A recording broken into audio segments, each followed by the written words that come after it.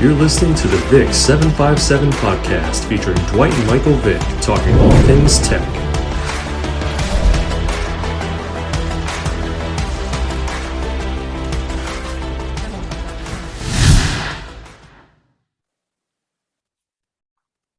What's going on, everyone? Welcome to another edition of VICK757 Show, talking all things tech. I'm your host, Dwight Vick, captain, all Big East performer on the line, along with my cuz, Mike Vick, the iconic dual threat quarterback, having fun on his vacation. Mike, how you doing, man? We needs no introduction, but that's courteous to you, man. It's very courteous. No, we don't. Pretty sure our fan base, they appreciate it. Yeah, man. It always sounds good though, going down memory lane for a second. Keep it coming. Yeah, man. So you are on vacation, as they say. You coming live from a different spot. Yeah, man. I'm coming live from the Bahamas, Nassau. My daughter wanted to come spend a couple of days here for her birthday, so it's really like 35 minutes away on the flight. So we just did this and we was here and situated. She happy. That's most important. So, no doubt, man. No doubt. No. It's not just happy wife, happy life. It's you got to keep the kids too, keep smiles on their faces. Yeah, well, that's what it's about, man. And happy birthday to her, man. And unfortunately, man, we got to talk about some not so smiling faces. Our Hokies didn't get it done. We're going to dive into that in a second. But a couple of announcements for our fan base, for all our supporters, man. We got some great news. First of all, we just officially got our first two sponsors that jumped on board. First of all, one, both of them, Mike, especially Soul Hoodie, our first official sponsor. Soul Hoodie is now joining the VICK757, talking all things tech experience. And also we have Alexandria Restaurant Partners, ARP, based out of Northern Virginia and Florida. They jumped on our guy Whit and his team. So again, we thank them both. It's going to be a long-lasting relationship. We appreciate the support, man. This thing is growing. And speaking of that, we also want to show some love to our fan base. I previewed, first of all, a few weeks ago that we're going to have some giveaways. So this official announcement for all our listeners and viewers, from here on out, this week, send us at the VICK757 Show at gmail.com, a short video. Give us no longer than 2 minutes, a video of your favorite Virginia Tech football moment and why it was special to you. All right? That's going to be cool. Yeah. I look forward to that. I look forward to that segment. It's all about evolution. No doubt, man. The show continues to evolve. Yes, it does, man. And just again, to our fan base, we get a lot. I'm reading those comments. Mike's reading those comments. I see them on Twitter. I see them on the YouTube. We appreciate the love, man. And for that, we want to give you some back. For the winner we choose, we'll choose either 2 or 3 winners. You'll get some Victory Life gear, also an exclusive signed Virginia Tech paraphernalia item. We don't know if it's going to be a football, a jersey, a hoodie. We're going to get that to you. Just make sure you subscribe. When you send us an email, send us your information, but make sure you give us a video full of energy and why that moment was special to you. And it doesn't even have to be a win. It could be a funny video. It could be something where your heart was snatched from you, like when Matt Ryan threw that game winner we lost. Or it could be something where it was special. It's your video. I remember that. We just want to see the energy. All right. So it's an exciting time for the VICK757 Show, talking all things tech experience, man. So with that being said, we got that out of the way, Mike. Before Danny jumps on here in a few minutes, man, our Hokies, we talked them up. We thought they were going to get it done. They had a big opportunity. They were 1-0 in the ACC in the Coastal, their division, and Pittsburgh was also 1-0, and it was a big showdown. The winner of that game pretty much took a strong control of the lead in the ACC in the Coastal division, and Virginia Tech, unfortunately, laid a big fat egg. At one point, they were down 21-0. They ultimately lost that game 28-7, falling to 3-3 overall, 1-1 in the ACC, with Syracuse coming into Lane Stadium again at 12:30. Tough loss, man. You and I talked actually during the game. We talked after the game. That was an embarrassing, unacceptable loss by all accounts. What were your thoughts, man? Yeah. Well, I think you just said it. It was embarrassing. And the one thing I couldn't understand was why we had no energy. And I used the first game as the season as a measuring stick. And I always say that. You probably heard me say this a couple times before. North Carolina was our measuring stick. We had energy. We played with a lot of confidence. And it seemed like the players played for themselves and for the coaches. And that's died out on both sides of the ball. I still think the defense is playing great. But offensively, we can't get a rhythm. And Burmeister seems to be hurt. I even called you during the game. Yeah. And, I had some concerns, and I'm looking for the backup to come in and see. In the game of football, you got to have two good quarterbacks. And I think moving forward, that needs to be Tech's focus. Recruiting two quarterbacks that if one guy go down, he looked like the starter, or he got a different style than the starter. I was in awe. I was in shock in terms of how we looked. And, just use North Carolina as the measuring stick. And I don't even want to pinpoint the offense. I don't want to say it was the defense. I don't want to say it was special teams. I'm just going to say, in a collective effort, the effort just wasn't there. Yeah, I agree, man. It's I was watching it, and you mentioned the defense, Mike.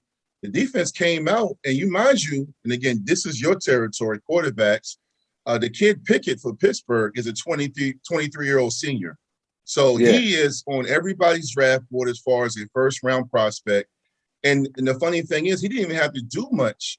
The defense came out initially, Virginia Tech had contained them, put offense, had great field position. Tech got the ball at the 50. They got the ball midfield, past midfield, and squandered opportunities for 3 straight possessions going 3 and out.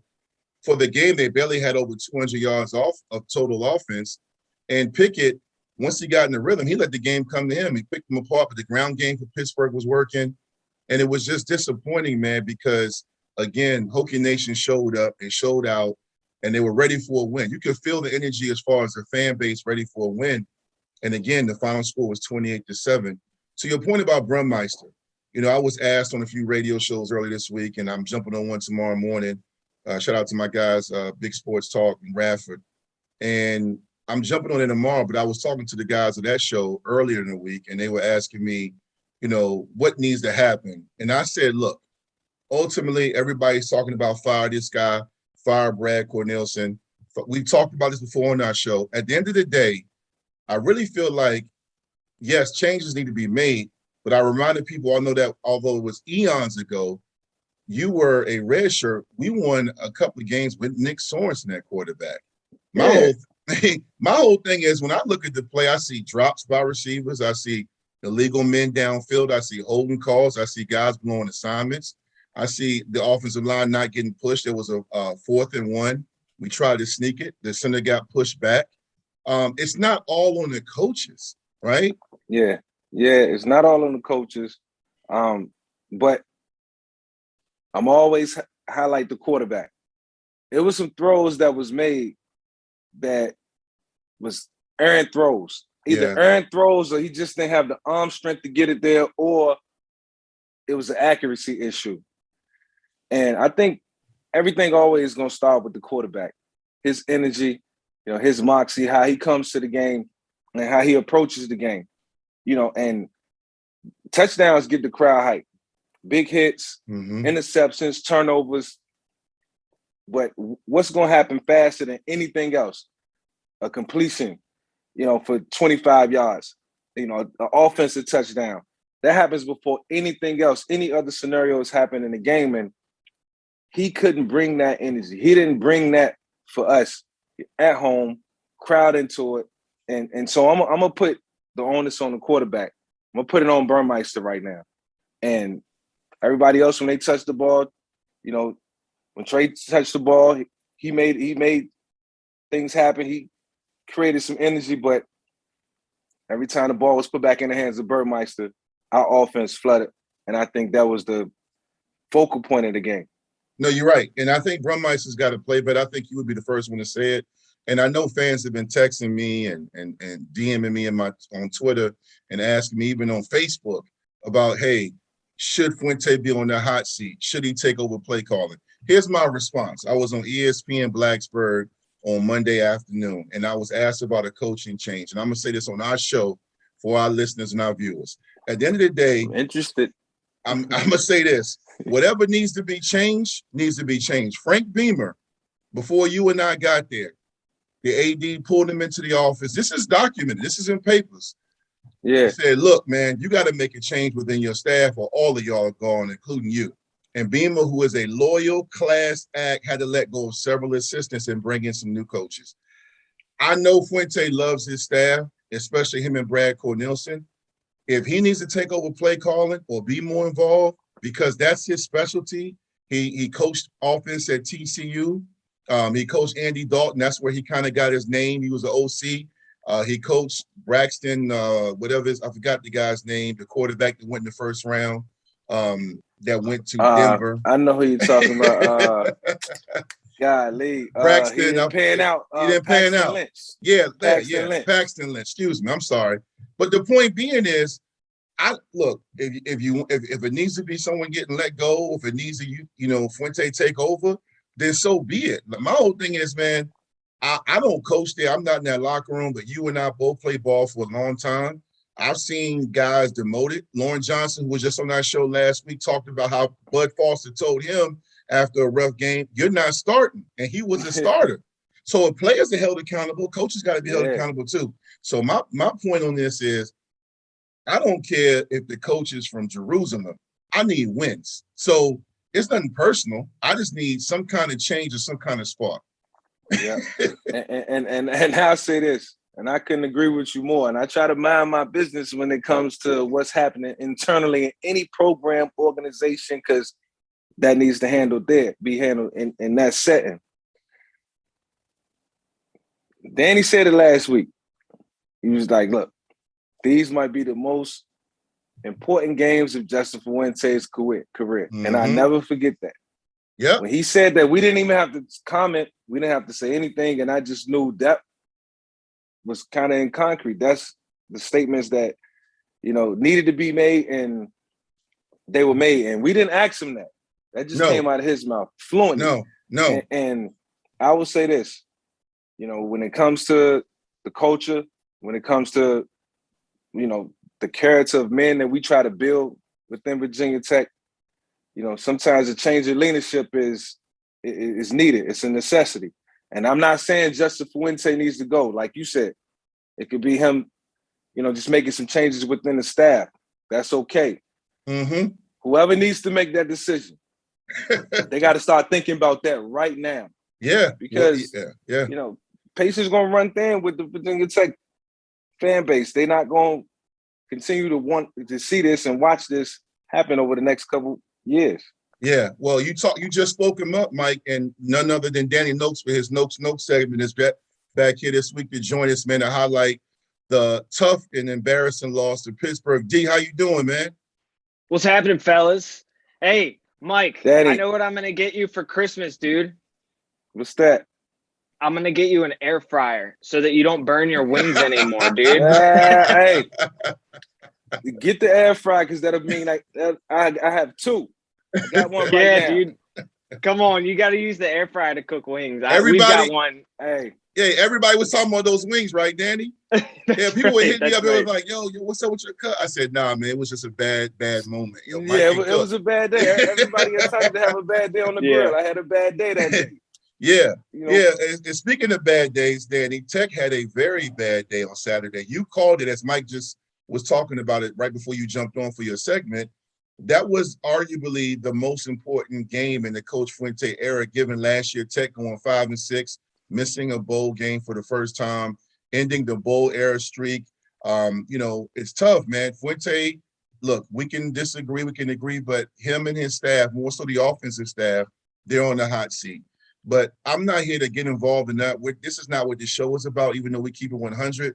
Danny, what were your thoughts as you saw Tech get throttled at home again for another loss in Blacksburg, in Lane Stadium, with the quote-unquote best interest in college football? What were your thoughts, man? I was just disheartened. And, I live here in Richmond, Virginia, which is a very strong Hokies community. There are a lot of people that come out of here that go to Virginia Tech. There are a lot of people that go to UVA and JMU and other schools too. But we always go when they're playing on the road and watch at one of these local bars. And there are a lot of other Tech fans there. And I've never heard the bar so quiet throughout an entire game because of the performance that Virginia Tech put on in that game. And I use the word disheartened because I think that the coaching staff and the players realize that this is the most important stretch of Justin Fuente's tenure. And for the older guys that are on the field playing, they realize that this is the backstretch of what is probably going to be the final football games of most of those guys' career, because most of them won't go on to play in the NFL. A few might, but certainly not all of them. And to watch them come out and just have the absolutely most flat performance that you could possibly imagine, it was just dumbfounding. Because I don't know how you're the coaching staff and go into that game and look that unprepared for a Pittsburgh team that certainly wasn't bad. And Dwight, you talked last week about Kenny Pickett and the great quarterback that he is. He's a guy that can make plays. He's certainly not easy to bottle up. And they just did not look like they had a game plan to defend him. And I was looking at statistics right before we jumped on this call, gentlemen. And Virginia Tech's offense right now, since I'm bringing up both the defense and the offense here, their offense out of 130 teams is ranked 120th in college football. That's just unacceptable. That's just absolutely unacceptable. And so, we can talk about change and whatnot, but I frankly, I don't understand how they can be so bad offensively. And Danny, I was just talking to Dwight about this, and I just referenced the Week 1, first game of the season versus UNC until last week's game versus Pittsburgh. What do you think happened throughout the course of the season that led to the performance versus Pittsburgh? Because it seems like, we just have become a team that come out flat and has no energy. Yeah. That's a great question. That's actually a great question. Danny, what do you think? That's a great question. It is. It's a really good question, Mike. It's a really good question. And they really look like a shell of the team that we watched play against UNC in Week 1. There was a fire in that team. They came out and they executed. Braxton Burmeister was making throws, but they also had a balanced offensive performance. I talk about the statistics I was looking at before we jumped on, and the defense actually isn't that bad. Certainly not up to Virginia Tech standards if we're getting into that, but the defense hasn't been anywhere near as big a problem as the offense. So the answer to your question, Mike, I think is many things. And I think Burmeister has been a little bit banged up in a few of these games. That's something that we talked about a little bit last week. Don't think that's the main reason. And I don't necessarily think it's an excuse at all. There just hasn't been any sort of offensive bounce with this team. And one of the things that we've consistently harped on, whether it's on this show or we've just been talking off the air, they've never been able to run the ball under Justin Fuente, never been able to run the ball consistently. Yeah. And when you can't run the ball and you become that one-dimensional, then you better have a heck of a guy at quarterback. He better be a heck of an athlete, a heck of a passer, or both, because he's going to have to do everything if you can't run the ball. And I mean, they've got running backs that can make plays. I like Raheem Blackshear. I like when they give the ball to Tavion Robinson, even though he's necessarily not a running back. Justin Fuente was brought in to certainly give this offense a boost coming off of the Frank Beamer era, which was more of a ground and pound team. Fuente was going to spread the ball around, spread the offense out, use a lot of receivers, use a lot of running backs, put them in the slot, not afraid to take chances. And I just feel like we don't see that. We don't see a lot of chances being taken. We don't see gadget plays. We don't. And Dwight, you and I talked about that shortly after the game. No gadget plays. There just doesn't seem to be any creativity. There's no wild turkey. Well, we call it wild turkey. The wildcat we used to use with Greg Boone. We don't have anything where we have a double halfback, reverse pass, onside kick, fake field goals. After bye weeks, we're still running the same personnel groups. I just hate criticizing coaching, but this is a business, and it's not showing what was promised, right? Danny, my question to you before you jump off here, just a few more questions for you. The fan base is hot, and look, and you are a Nats fan, you are a Washington football fan, So you grew up in Northern Virginia, and I've always told you, Dan, I'm older than you. I grew up in the 7-5 with Mike, and I grew up when Washington, Art Monk, the Posse, and when Daniel Snyder took over, and then after a few years, they have been pretty much done. They were the number 2 team in attendance, and now they're dead last. They continue to have these crazy poor seasons, and I know a lot of Tech fans have told me straight up, that's what they're fearful of for their Hokies. A once proud, consistent top 20, top 15, at times top 10 team.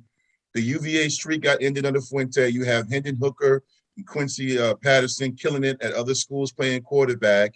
You lost to Liberty. You lost to Liberty and ODU. What can you do right now to save this season? I know you're not the head coach. This is a tough question, but what does Tech have to do to save this season? Well, and the thing is, they're going to need some help at this point if they have any shot of winning the ACC Coastal. And no Virginia Tech fans are thinking about going and playing for an ACC championship game right now. This team hasn't given them a reason to.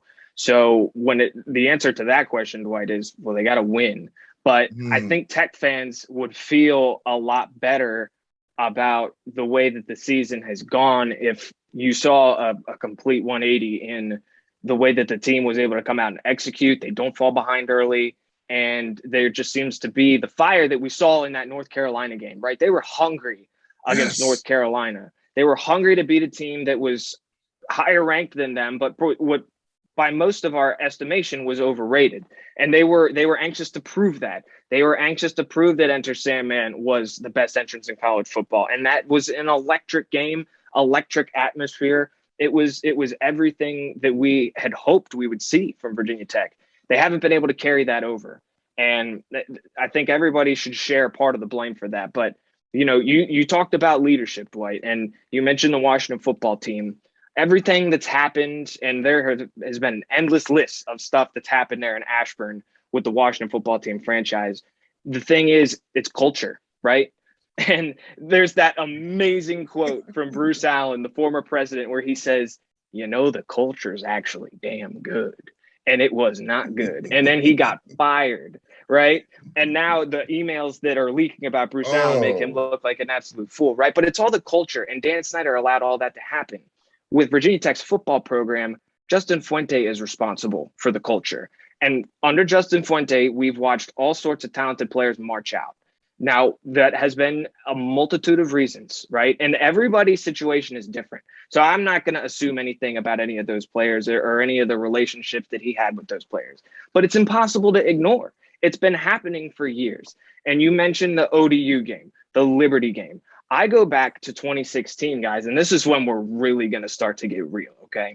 Because 2016 was the only time that Virginia Tech won the ACC Coastal under Justin Fuente, and he did it with Frank Beamer's players, with the exception of Gerard Evans, who he got to come over from a junior college. He had a ton of playing experience, right? They had two of the most mind-bogglingly bad performances in the regular season that year. If you guys will remember, one of them came against Syracuse in the Carrier Dome, just a head-scratchingly awful offensive performance riddled with turnovers. And then you had a couple of weeks later with the ACC Coastal on the line, a third-string Georgia Tech quarterback came in and ran all over Virginia Tech at Lane Stadium, and it took a win over UVA the following week to ultimately win the Coastal, vault Virginia Tech into the ACC championship game, where they played Clemson to a darn good and close game. But I mean, these are the things that have been happening. Like there's uninspired play year to year, week to week, whatever you want to call it. Like they can't seem to stop the momentum. So the only solution is to win. That's the only solution. That's it. And if you want to save the season, that's how you have to go out. The thing is, Syracuse, bad matchup for Virginia Tech this week. They're a bad matchup. Virginia Tech's bad against the run, and Syracuse's running back Sean Tucker already Don't tell me that. 1,000 yards. Yeah, they are. He's already got tell almost me 1,000 that. yards. Yeah. Well, Yeah. And, you know the most disturbing thing I heard this whole weekend in terms of Virginia Tech football. I heard the commentator say, "Who is Virginia Tech?" Sitting at 3-3, who is Virginia Tech with a big question mark? And I think that's the answer that needs to be. That's the question that needs to be answered right now.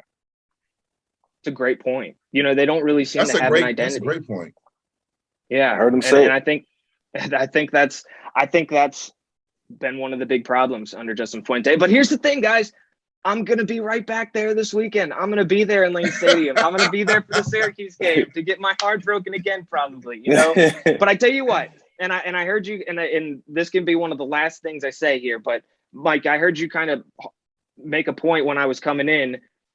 Fans are already mad, right? At some point, they're going to stop going to games. They're going to stop buying Hokie Club memberships and stuff like that, right? Yeah. And we mentioned last week, you can't always listen to the fans. The fans are going to question everything that you do and whatnot. But I don't know. At the same time, there are a lot of trends that are very troubling throughout this Virginia Tech football program that have only come under this regime. So, hey, if you start winning football games, it might change. But if not, well, your time it might be ticking. Winning cures all. D, I know you're about to jump off, man, but you know what's crazy, man, is you take a step back. And I know Mike would agree with me. I would hope he would agree with me. There are no easy games in college or pro sports, right? Even high school maybe, but college and pro sports, there are no easy games. But with that being said, Syracuse is a bad matchup, but they come in this game 3-4. This is not Donovan McNabb Syracuse. You have Boston College, who just lost their starting quarterback. Miami's down to their backup. You already beat Carolina. UVA is probably the toughest opponent left. Georgia Tech, they're still in rebuilding mode. So, truthfully, Tech could still win out just by playing good football. That's the optimism. And as a former leader, I would just go out here, you know, if I'm coaching, whatever, just lay it out on the line, man. Whatever we need to do. Somebody asked me, should they burn that kid's red shirt, the star quarterback they got? I told them, look, at the end of the day, if that's what it takes to win, then so be it. Keep in mind, Coach Beamer took Tyrod. They were going to red shirt him that year. They burnt his shirt against LSU. They were down 44-0. Yep. So, right. I mean, and you know, Beamer said, look, I'm not going to have this kid sit, a 5-star quarterback sit while he can help us win games. So I don't coach, man, but all I know is whether we on the sticks or we playing, I'm going to do whatever I can to win, man. Yeah. I'm with you on that. Hey, the last 6 games, Virginia Tech's got 6 games left. 4 of them are on the road. 4 are on the road, and you finish at Miami, at UVA. That is a very difficult stretch. You know what, Danny? I think they need to. I don't know who did this schedule. They got more home games than any college team I've ever seen. I mean, every week they're doing. I mean, sometimes you need to change the scenery, man. It brings you closer together, man. I don't know. But let's hope. Danny, I mean, maybe that is what it is. Hey, let's pray. Yeah, but thank you again, man. Appreciate you jumping on, D. We'll see you next week, man. Thanks, Danny. All right, guys. Thank you so much. I'll talk to y'all soon. Appreciate you. All right. Yes, sir. Salute to you, man. That's our guy, Danny Nokes, man. He does radio at 106.7 The Fan. He also does my co-host with the Victory Life Legacy podcast, and he also is a Virginia Tech sports analyst. So Danny came with that fire again, man. Great guy, great insight, man. So, yeah, man, we about to be joined now by 2 of our other guests. This is, once again, our weekly segment where we bring in 2 former Hokies, guys that fans will be very happy to see. Really happy about getting both these guys on.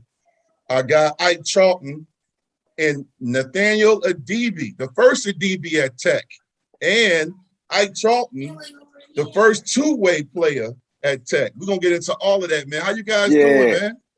Doing well. Man. I did. What's up, Sam? Long time. What's up, Ike? Man, what's good, fellas? What's up, baby? Hey, Ike, man. Hey, I can officially say, man, I ain't seen you in 20 years, bro. Man. Hey, Mike, remember the last time I ran into you at the airport?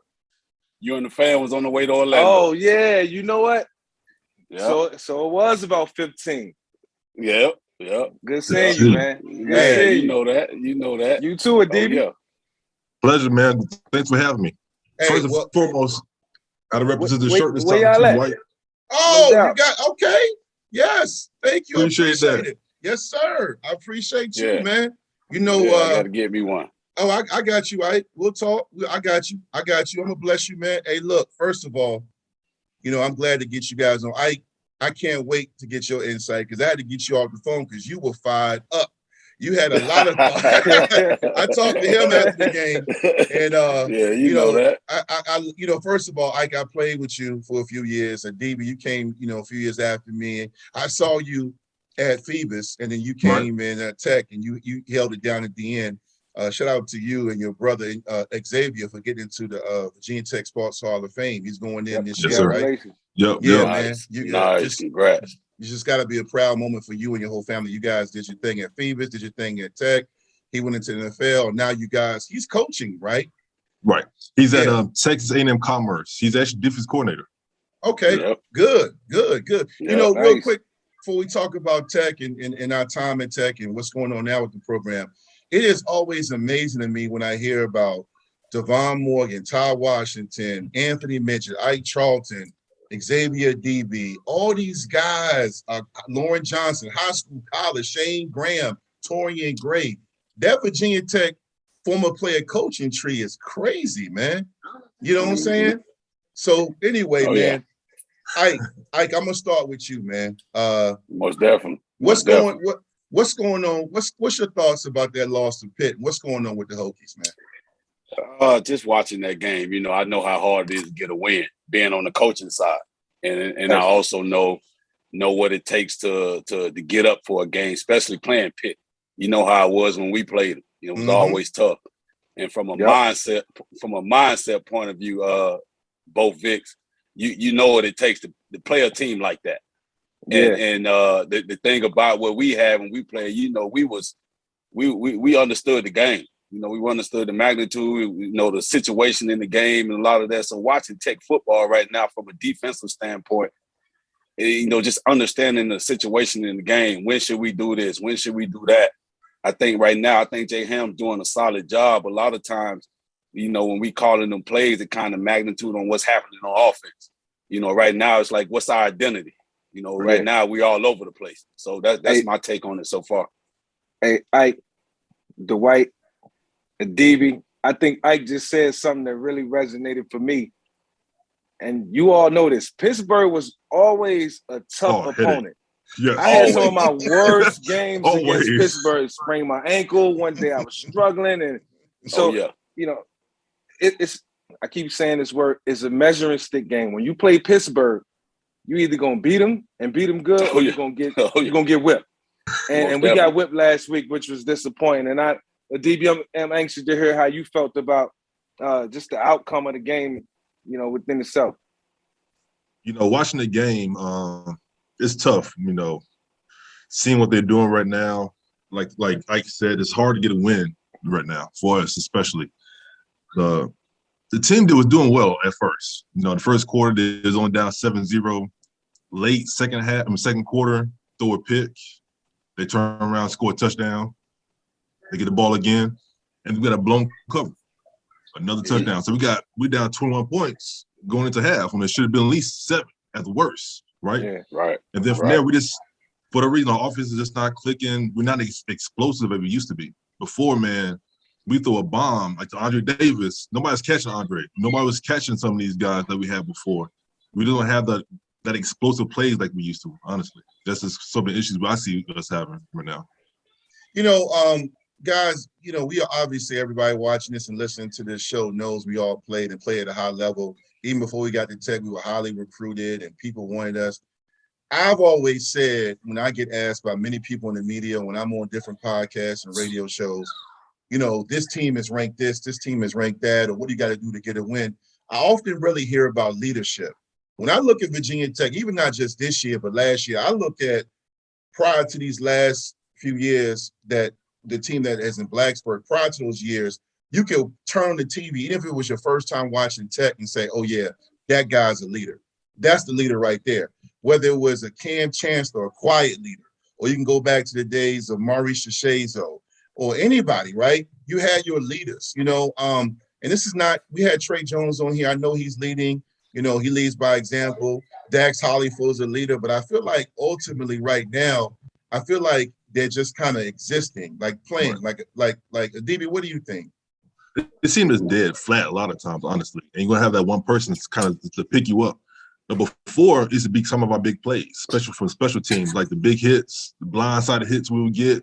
And that was just to get everybody going. And we don't have nothing. Like, we just seem flat all the time. I mean, it's hard to even explain some of the stuff that's going on, man. Yeah.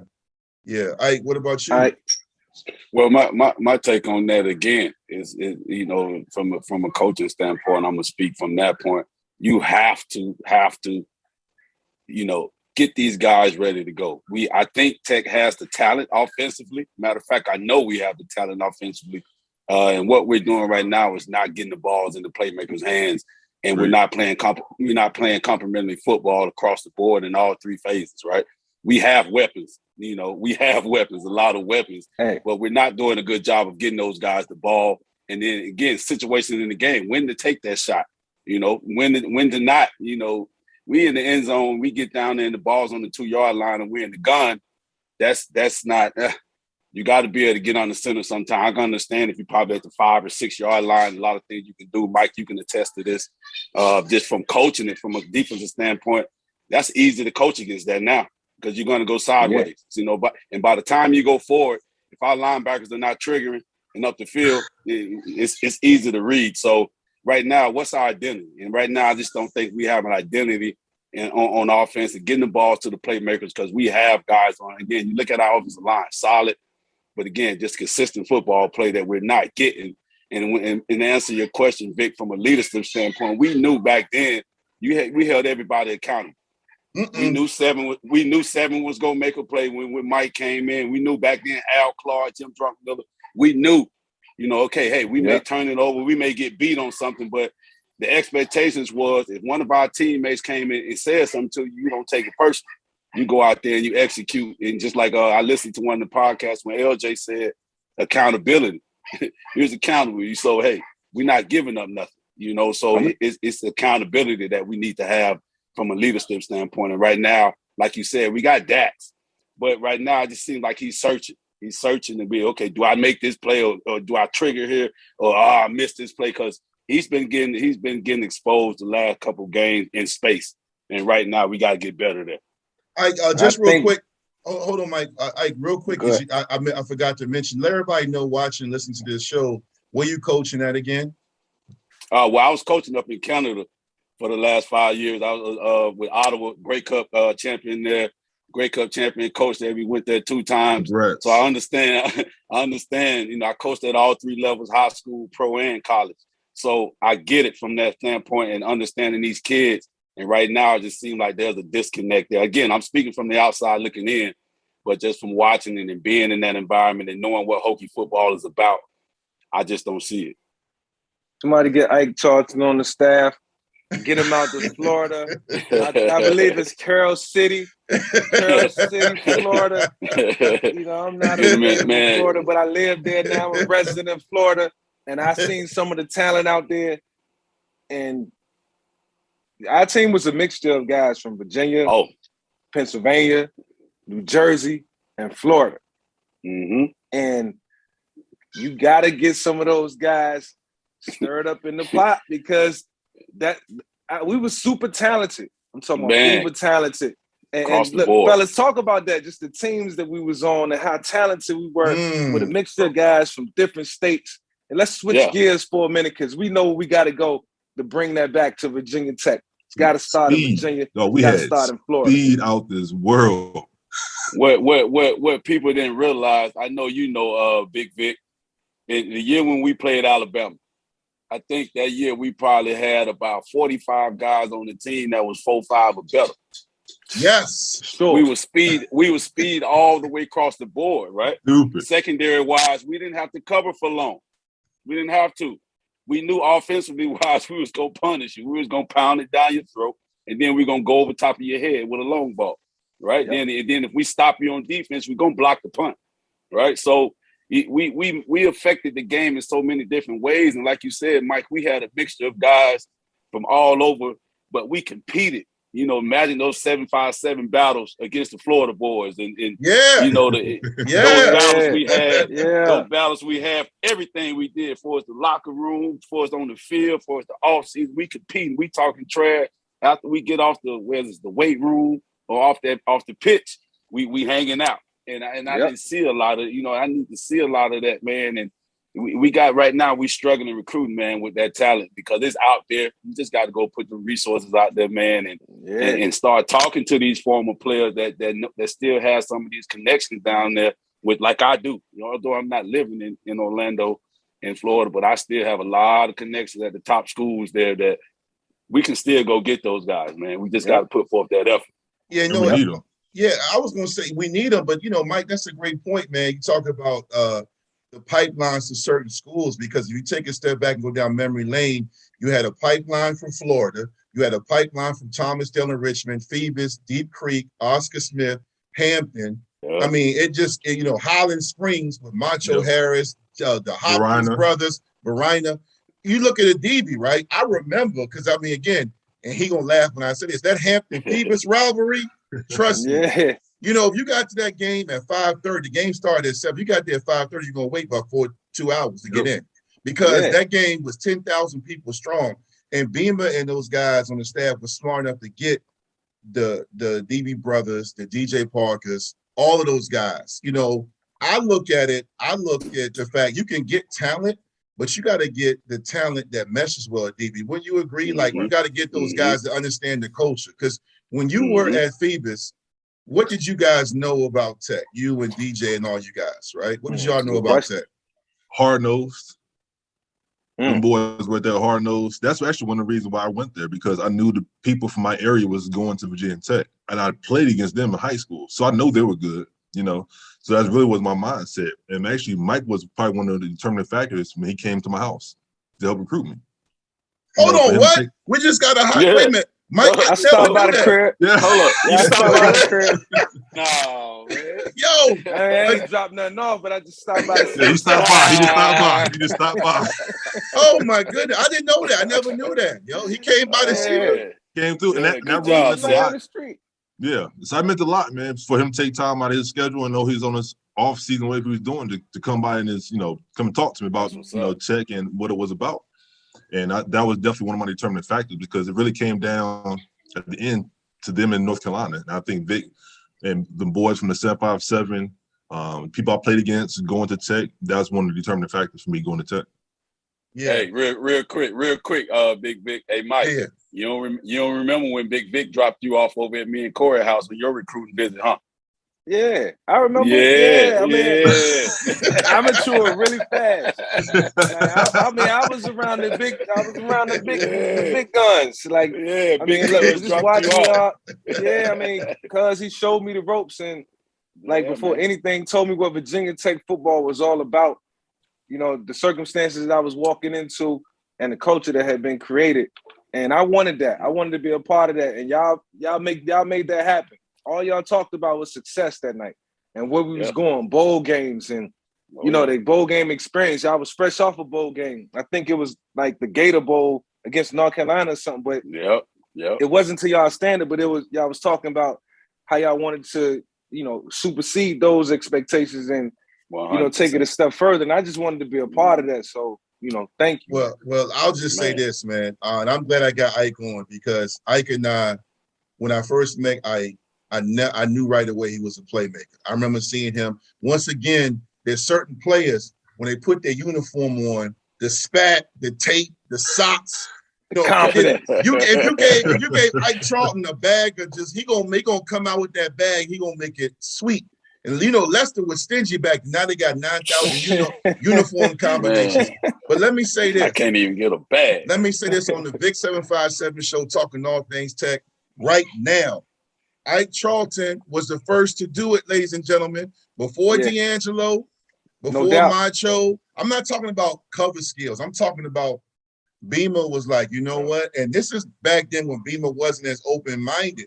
He didn't put anybody on offense and defense. No way. Ike was returning kicks and playing receiver and playing cornerback. And I just talk about what it's like to do that, because a lot of guys think, we all know about the Woodson. Shout out to Woodson. Charles Woodson. Yeah. He was one of the best Shout out ever. to C. Wood. But you were technically before him, right? Talk about it. well, basically during that time, we had some injuries. We had Edmonton and all these guys were hurt on offense. Ken Handy. And we got Champ. When I say Champ, for you guys, that means Al Clark. And Al was like, man, looking at the face of the guys he had to throw the ball to. You know how we was back then, Vic. We throwing around. I'm lining up at receiver, catching one-handed passes and beating guys off the jam and doing all this stuff. And all you guys at practice was like, man, we got to put him over there, man. Beamer wasn't having it. No. Yeah. So all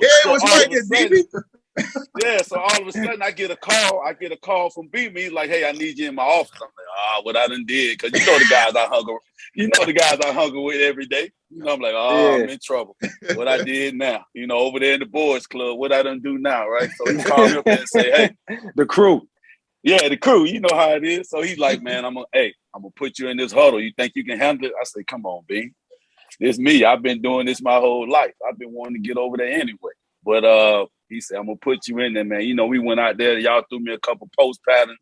That day I was making plays and everybody was going crazy. So, and just so happened that same year, it was Champ Bailey and Charles Woodson. We was the only three guys that was doing that, going both ways across the NC2A game. They was a year older than I was.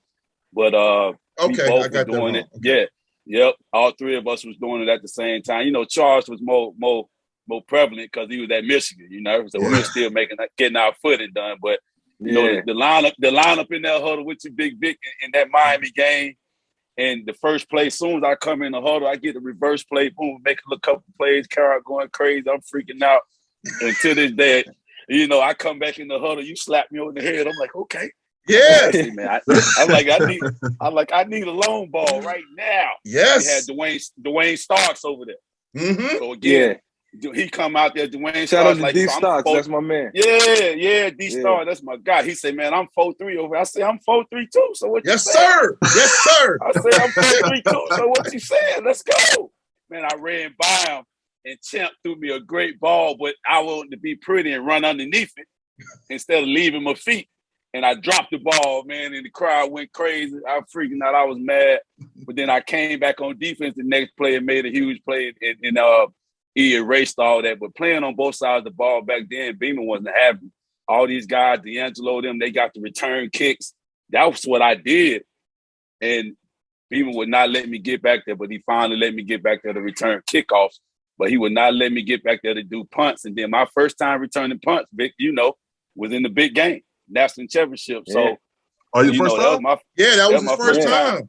First time. I didn't do no practice reps, no nothing. I just lined up in the game, and we went 4 for 88, man. But I let the kicker tackle me one time. I got to make a move on him and take that to the crib. But man, that experience. But I was the first one to do it, man. You hear a lot of people say that, other guys did, but I was the first one to do it at Tech. No doubt, man.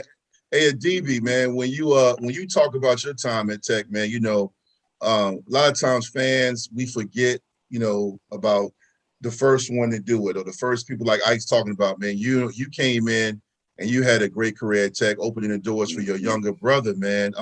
But talk about your time at Tech and playing for Coach Wiles and Bud Foster and all those guys in your memories, man. And what was it like to wear that maroon and orange, man? Lunch pail, baby. Lunch pail. You tell him right. So I remember, man, just coming in, this Corey Moore and John Engelberger dominating. I'm talking about dominating offices. The Clemson game, when Corey Moore had a strip sack fumble touchdown, Yeah. I think about Wayne Ward's big hit versus West Virginia. Andre Davis's big time versus West Virginia. Then when I got my chance to play, I got my first sack against Akron. I remember just jumping up so much pregame. I was tired going into the game. Dead tired. Yeah. Got my first sack against Akron. Then the following week, I think we played East Carolina Thursday night. My first big time night game, because the first game was supposed to be supposed to be against Georgia Tech. The lightning struck the car. The big storm happened, so that game got canceled. So we played East Carolina.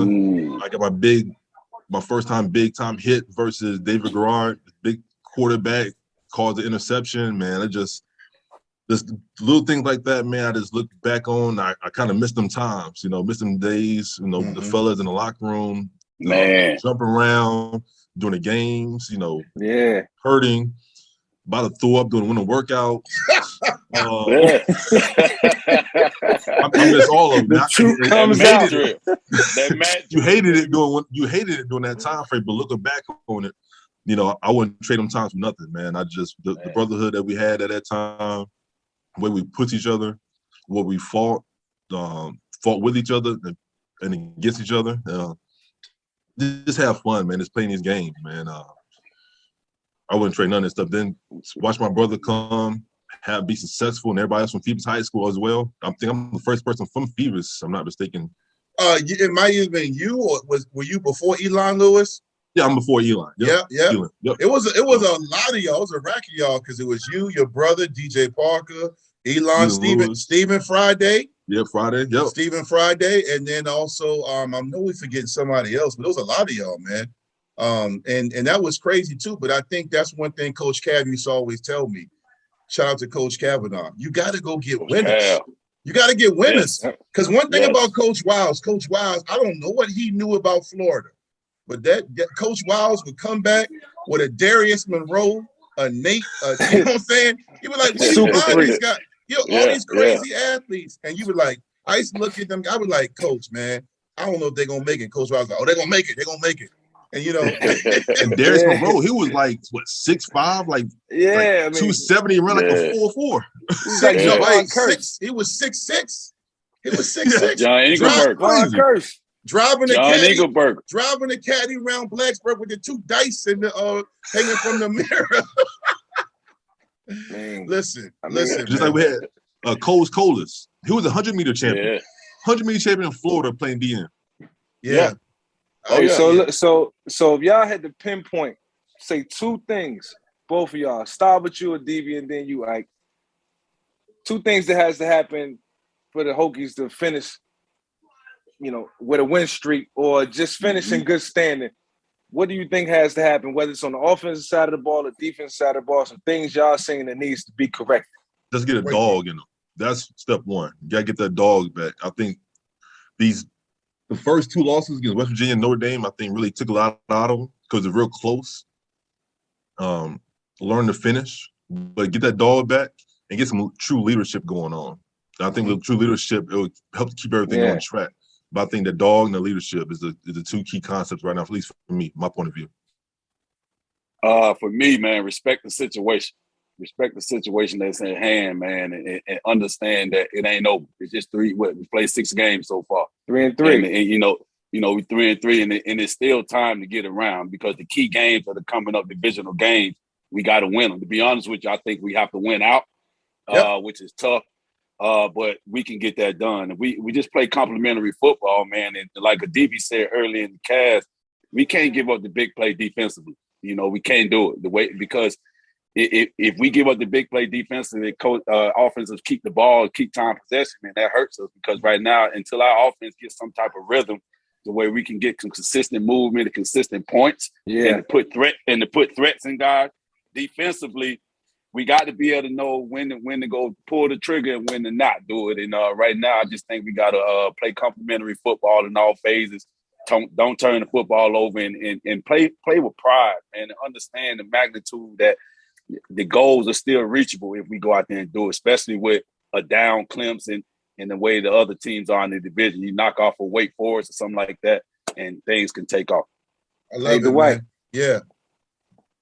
It's validation with that because Ike's a defensive guy talking offense. Yes. There's nothing else to be said. Yes. Nothing else to be said. Nothing else to be said, man. So with that being said, we're gonna transition to our fans' favorite segment of our show. And I told you guys as I was getting y'all ready, we got 4 strong questions in our segment, Hokie Trivia, sponsored by our new sponsor, Alexandria Restaurant Partners. they are sponsoring Hokie Trivia. So I hope you guys know your information, because we're gonna see who really is a true Hokie and who is just pretending right now. Here we go. Get it. All right. Let's get it. So, a first question: which VT running back? Adibi, I'm gonna start with you. Which VT running back set the Tech bowl game record for yards in a bowl game, with 157 yards and a touchdown? Was it A, Kenny Lewis Jr.? Was it B, J.C. Coleman? Was it C, Ryan Williams? Or D, Trevon McMillan? So you need me to repeat again. This is a Virginia Tech, obviously, talking all things Tech. Right. Running What back. bowl game was it? Okay, that's a great question. No. That's a good question. That's a good question. I can give you that. It's the Military Bowl. The Military Bowl in Annapolis, Maryland. Y'all thought I was gonna hit y'all with an Orange Bowl? Or, Yeah. Okay, all right. I think I got it. Ryan. I'm going Ryan. Ryan. Okay, Ryan. so Ike. Go Ryan. Hold on, let me get my pen. So Ike and Adibi are going Ryan. Cuz who you got? I'm gonna go with that first guy. Kenny Lewis. I like his name. Kenny Don't Lewis sound Jr. like a true player, but what's his name? Kenny Lewis Jr. Yeah. Let's go with Kenny Lewis Jr. like Okay. 88 or something, man. Yeah, Okay. yeah. All right, here we go. The correct answer is my little homie J.C. Coleman. He rushed for 157 yards. I was and gonna say JC. Tech was 6-6 points in that game. Cincinnati was 9-win team. It was Tech's first time in Annapolis. Cincinnati was a senior-led team. Virginia Tech was head coached that day by Shane Beamer, because his dad, our coach, Frank Beamer, had throat surgery. So Shane Beamer. Oh, nice. Shane Beamer was the coach. Shout out to Shane. Dug that. I did, yeah. Man. That was a good one. That was a good one. That was a good one. Yeah. That was good. Respect. Yeah. That's So everybody's 0-1. Here we go. All right, we're gonna go further back. Here we go. In 1993, former Virginia Tech head football coach Frank Beamer and the Hokies got their first ever win in the Independence Bowl. That's what started the bowl streak. In Frank Beamer's last game as head coach in 2015, they returned to the Independence Bowl and they won 55-52 over which team? Ike, I will start with you. Was it A, Arkansas, B, Kentucky, C, UCLA, or D, Tulsa? Arkansas. Arkansas. You said that with confidence. Here we go. All right. Ike is saying. I think that's Arkansas. Okay. All right. Yeah, I'm going Arkansas. Adibi, what you got, fam? I'm going Tulsa, man. Okay, he's going Tulsa. That sounds like an education. That sound like He put his hand on his chin. He put his hand on his chin. He was like, I'm going to get him. That sounds like an Arkansas, man. UCLA. See, UCLA. Mike is going to We lost to UCLA. Yeah, I know that was bowl game. Damn, Mike. So Ike is right. So Ike is right as far as we did lose to UCLA. Logan Thomas got a concussion in the first half. We ended up getting our doors blown in the second half. 40-something to 14. Ike, you said Arkansas. We did beat Arkansas, but it wasn't that bowl game. The Arkansas game was the Belt Bowl. We came back. That's the game. After the game, Bucky Hodges lifted up his shirt, shouted out Keon Carpenter. They were down 24-0. Though Adibi gets the right answer. I had my years off. Adibi, you got it. It was Tulsa in a shootout. It was Beamer's last game. The highlight of the game was the offense. What's his name? Gosh, how can I remember his name? Michael Brewer had a great game. Daddy Nicholas, another Florida great. Florida great guy. game. Yes, sir. And Bucky Hodges scored in the Wildcat offense. They put him at the quarterback. He ran one in. So anyway, Adibi's on the board with one right. Here we go. Hokie trivia, ladies and gentlemen. Question number 3. Which of the following VT football players, listen closely, which of the following football players did not play on offense and defense? So this player did not play offense and defense. Was it A, Macho Harris? Was it B, Nick Sorensen? Was it C, Caleb Farley? or D, Ike Charlton?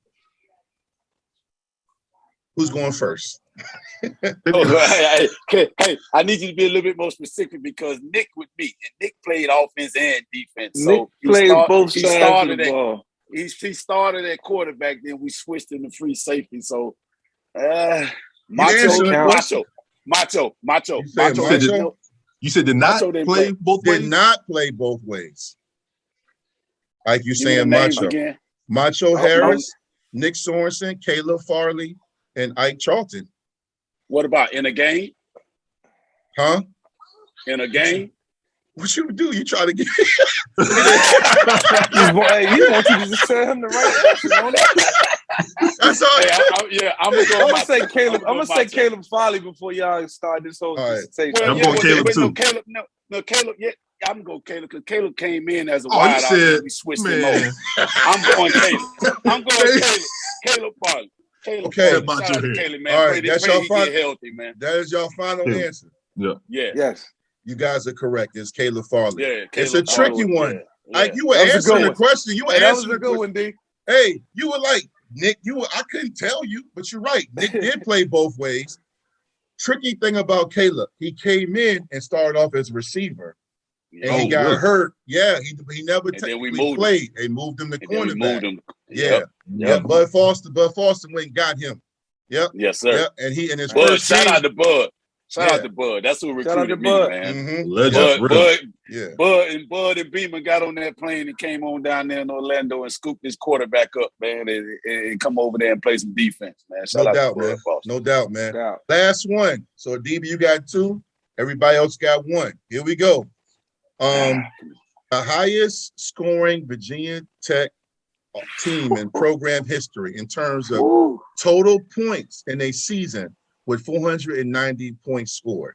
So this team for Tech, the offense scored the most points total, not average, total in the season. Was it A, the 2003 team? Was it B, the 1999 team? Was it C, the 2016 team, or D, the 1993 team? 490 points. What's the years again? 2016. A is 2003. B is 1999, 2016, and 93. So who answered? Ike, I'm going with 2016. Okay, Ike saying 2016. I'm going with 2000. The 2003 team might have been Brian Randall or my brother, but they was pretty good. That was y'all, Adibi. That's my year. Yeah. Okay, Mike's going 2003, and Adibi, who do you have? I'm going national championship year, 99. Okay. Nah, we. Mike got after. We weren't scoring. I don't think we were scoring like that. Okay, you ready? You ready? Not a lot. Yeah. All right. The correct answer is the 2016 team. Coach Fuente's first year. Coach Fuente's first year. Yes. So Ike, yep. So Ike, They put they got after it that year, man. So here's the thing. When I was researching this, it's interesting. You guys undersold the 99 team.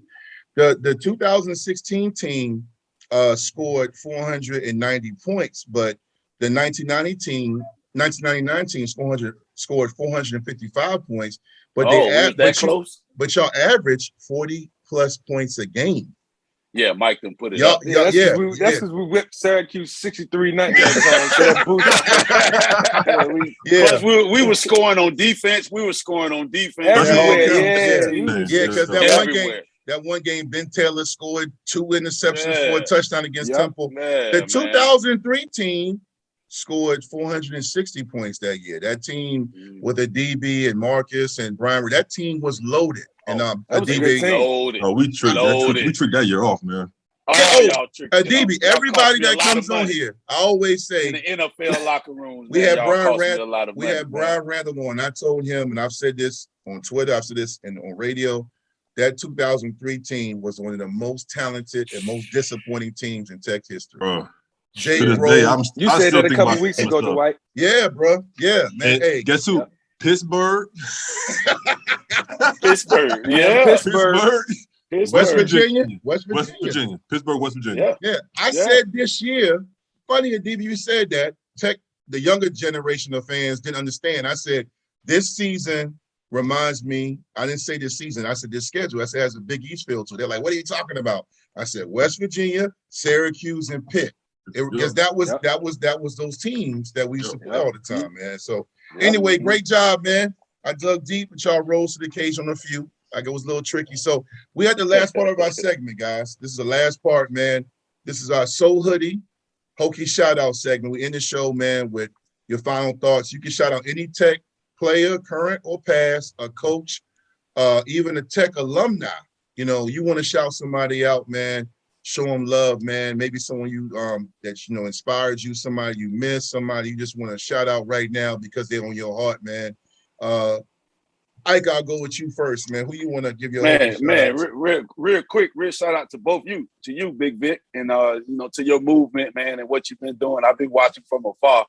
A lot of times as that coach, we can't say so much on social media. You know me, I'm a clown. You know, I like to open up, but I can't do it because I'm a coach. You know what I'm saying? Yeah. You know that public persona you got it. You know, you can't do. Yes. But shout out to you. And then same with you, Mike, man, big time. I still get questions to this day, man. What about Michael Vick?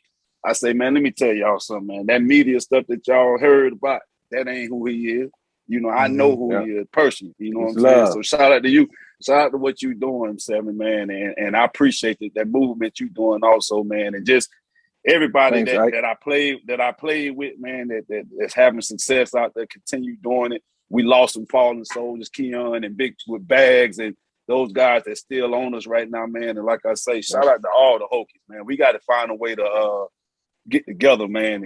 The real, Mike, the crew. We will. Get us all back together, man. We definitely will get together. So we can have it. I'm trying to shoot to that Miami game, man. But so we gotta get it back together, man. And shout out to everybody, man. Like I said, the movement y'all doing, man, I'm definitely watching. And man, shout out to y'all. Keep it up, man. Appreciate that, man. Adibi, who you want to shout out, man? Man, Coach Cav, Coach Wiles, forgive me to Tech, the whole D-line. Old school Corey Moore, John Engelberger, Carl Bradley. We got Jonathan Lou, Dan Wilkinson, Franklin Bowser, Lamar Cobb. Franklin Bowser. All right, we're going to stop him right there. We're going to stop him right there. Because it sounds like he about to name the whole 2000. No, that's it, man. Jim Davis. That's Lamar. Jim Bayless. Jim Davis. Oh, that's a good Jim Davis. Jim Davis. Shout out to JD, no doubt. Yeah. And for y'all two, man, for really just bring everybody together, man, for this. This is a good thing y'all doing, man. Really appreciate you having me on. No doubt, man. Appreciate it, man. Mike, who you got? Shout out to the guys on the line right now. Shout out to Ike. Shout out to Adibi, man. Y'all really embody what Virginia Tech, the tradition is all about. And what being a Hokie is truly all about. Y'all showed that throughout this show. So shout out to both of y'all. But I want to shout out my man, Sharon Stiff. Sharon Stiff. That was mine. Shout out to you. For real? Yeah. But go ahead. Sharon, man, because Sharon was like, he was a sounding board for me when I played, man. And I was so comfortable being in the huddle with Shaq. And he ran so hard. I mean, he put a lot into the game of football, and he showed me like what just giving 110% effort was all about. And I watched him work hard every day, even through injuries. He always battled through it and always kept a positive attitude. So he was one of the guys that I look forward to compete with every day. And he really made my experience as a Hokie worthwhile. Real quick, man. Let me add Anthony Midget on there, man, because if it weren't for Midget if it weren't for, he the defensive back coach for you guys that don't know, defensive back coach for the Tennessee Titans right now. And Midget kept me on the wraps when I was at Tech because we both Florida guys. He knew I was a knucklehead, and going to class and stuff was not my friend. Thanks to Midget, thanks to Anthony Midget, man, and also how he pushed me because I knew him on the other side of me over there. He was, again, you're going to get tested. And just his magnitude, man, you can't slack. And I wanted to be a step above him because he was always going to play at a high level. So if I knew if I was with him or above him, I was going to be all right, man. So shout out Anthony Midget. Man, this is awesome, man. So Mike took mine, but that's fine, man. We family, man. I was going to shout out Sharon. But at the same time, Ike, you reminded me of something that I want to take a second and shout out to all the Florida boys I played with, man. Not just you, Ike, but all you guys. So what's so funny is that DB Mike, we from the 757.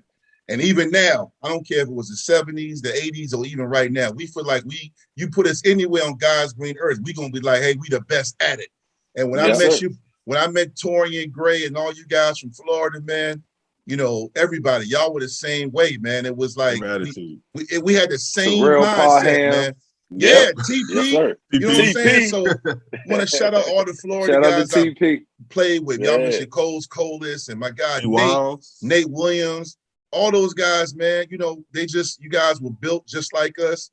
And I love it. I love the fact that, you know, Dima could bring us together and we came together on one accord. And even now, man, the brotherhood is stronger than ever. So can't be broke. Shout out to all my Florida Hokies. I appreciate you. And shout out to Coach Wiles for going down there to the bottom, going into some of the roughest neighborhoods. Coach Wiles went to some of the roughest neighborhoods with khaki shorts on.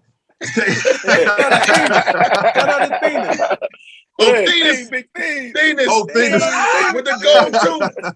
The gold tooth, man. Thenis. Shout out to the big homies, Thenis, man. The Florida boys, man. Shout out to the Florida homies, man. Y'all was some real dudes, and we won a lot of games because of the Florida boys. Man, so, man, it was real. Hey, I love y'all. It wasn't nothing like them conversations, man. Listening to y'all talk football over there, man, and that 757 football and Northern VA ball, and get a sprinkle of Lynchburg in there with Dre Ken, my dog Dre. Shout out to Dre. You know, Cornell Brown. You know, some great players came out of that Lynchburg area. Woo woo, and they steady pumping them out now. So just to listen to you guys in the locker room talk trash, and then we'll slide in there and talk best high school football, man. When nothing like those days, man. Music. We argue over music. No Limit versus Wu-Tang and Nas. Everything. But it's all love, man. It's all love, man. And thank you both for jumping on. This has been another great episode of the VICK757 Show, talking all things tech. Also, again, want to shout out our new sponsors, Soul Hoodie and Alexandria Restaurant Partners. You'll be hearing more about them. You see them on this screen right now, man. We appreciate all our new sponsors and you both, man, for jumping on. And Hokie Nation, our fan base continues to grow. Thank you for the support. Please, man, support these men on this screen. Support all the former Hokies. We're winning off the field now, doing things, whether it's police work, we working in government, teaching, education. Mike mentioned Chiron. He's teaching up in Alexandria, Northern Virginia. If you see us, man, yell, go Hokies, man. So it's all love, man. Thank you guys again for jumping on, man. Like we said, episode, go Hokies. Tech plays this weekend against Syracuse. Go Hokies. 12:30 Lane Stadium. I'm locked in. Yes, sir, Let's man. go, baby. Appreciate you guys. Yes, sir. Thank you, fella. Already.